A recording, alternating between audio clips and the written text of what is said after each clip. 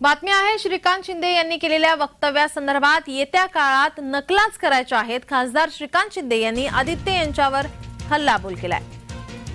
आदित्य ठाकरे यांनी नक्कल काढल्यानंतर श्रीकांत शिंदे यांनी त्यांना प्रत्युत्तर दिले, हल्लाबोल केलाय। तर कोविड काळात मातोश्रीवर फक्त भ्रष्टाचाराचा कट शिजत होता असं म्हणत त्यांनी उद्धव यांच्यावरही निशाणा साधलाय।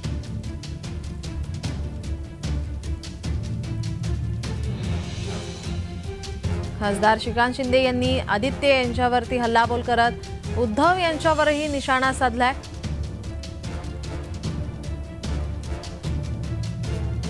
डायलॉगबाजी करून आणि मिमिक्री करून काय होत नसतं। पुढच्या काळामध्ये जेव्हा 2024च्या निवडणुका संपतील, महानगरपालिकेच्या निवडणुका संपतील, तेव्हा काम जे आहे ते मिमिक्रीचंच उरणार नाही फक्त त्या ठिकाणी।